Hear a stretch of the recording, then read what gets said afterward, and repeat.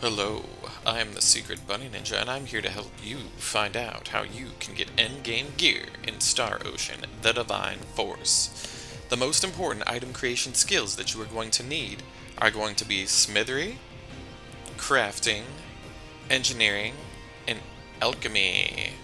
So if you do not already have level 10, what you're going to want to do is go to the party menu, select somebody, click check and strengthen, go down to the bottom for item creation skills, and then you can level that up to your heart's content as long as you have the SP.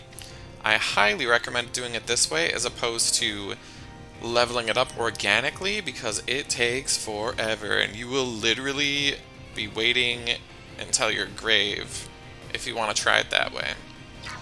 Anyhow, what I have found is that Raymond's crafting is typically going to yield you weapons for both Raymond and Leticia. That is these two lovely fellows right there. And it also gives them armors, and armors that the rest of the party can wear as well. So it covers a lot of the bases just having Raymond's smithery be at 10. So for the next important person, that's going to be Nina, and that's going to be her crafting skill. Her crafting skill is what I actually used to get the weapons for Nina, Albert, Midas, and Malkia. And if you're wanting to get weapons for Marielle and Elena, you need to have the engineering skill at level 10, as well as 5-star items for engineering. So you're not going to be able to get the best weapons for these two until very late game. However, you can get alchemy to level 10 very early, and you can get all of those materials that you're going to need for smithery pretty much as soon as you can get alchemy, as long as you have the SP to spare to pump it up to level 10. So anyhow, I think one of the more important things that you're going to need to know is that the alchemy and how it works.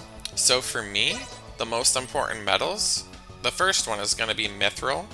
Mithril will turn into both rune metal, orichalcum, and rainbow diamonds. So you want rainbow diamonds here, so I would reset until you get rainbow diamonds, or just save and, reload. Once you have a couple of rainbow diamonds, you're going to have to reset quite a bit. Probably 1 out of every 10 is going to turn into a moonstone here. You're aiming for moonstones. You don't want these dark matters, but the rainbow diamonds will produce those as well. Once you create moonstones, you use the moonstones to create meteorites. And with regard to the meteorites, you're going to run those. Probably only 1 out of every 3 will turn into an exalfium crystal, so it happens pretty often. But for exalfium crystals, that's going to result in your Philosopher's stones.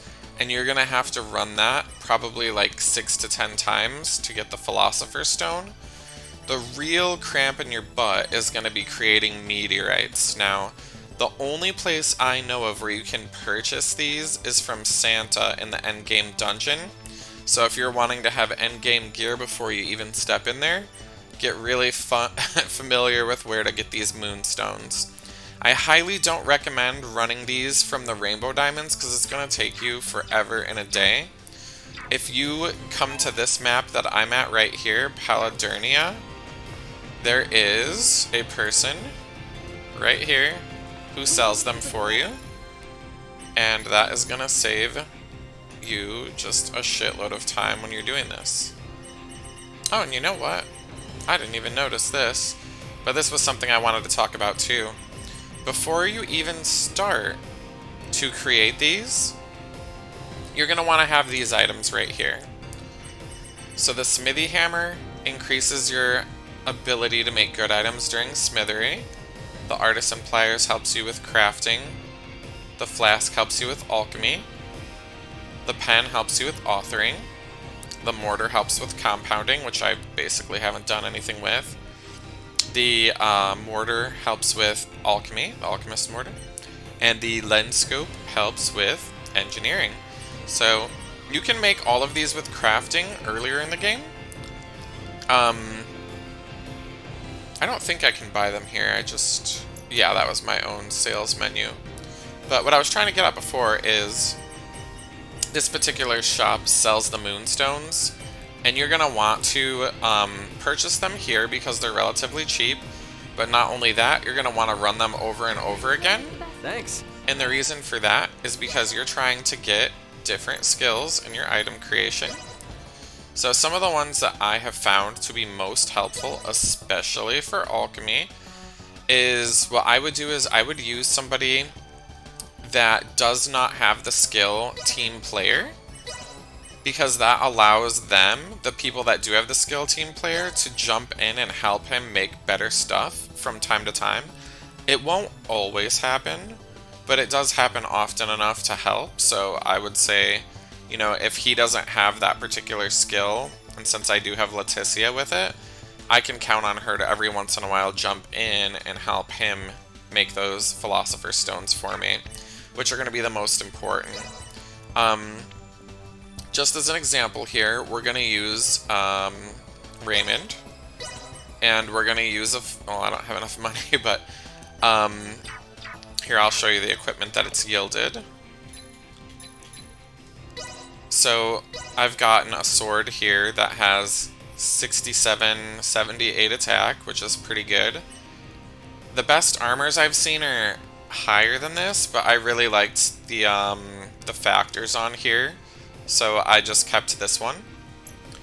And then this is the best one I have found for Leticia, Malkia, and Albert, as well as Nina. Now, I haven't gotten the best equipment yet for the 2 engineering things, because I don't have 5-star engineering equipment yet. But I was able to make this weapon for Midas, Nina, Albert, and Malkia, all with Nina's crafting at level 10 using Philosopher's Stones. And I was able to make these 2 weapons here for Leticia and Raymond with Philosopher's Stones, as well as this armor.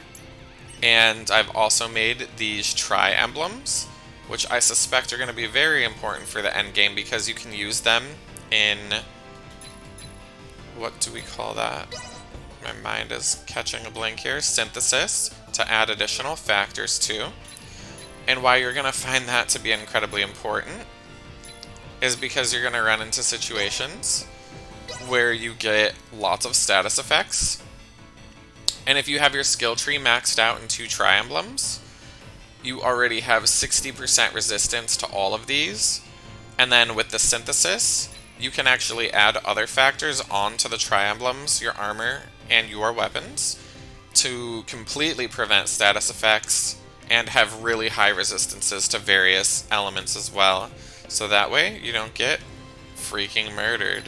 Anyways, I believe that's everything I have for you here today. Let me just go over my notes to make sure. I haven't been sleeping well, so apologies for the impromptu-ness of this, but I figured I haven't seen a lot of this info on Google, so I do hope it helps you out, and if you have any questions, leave them in the comments below. Have a great day.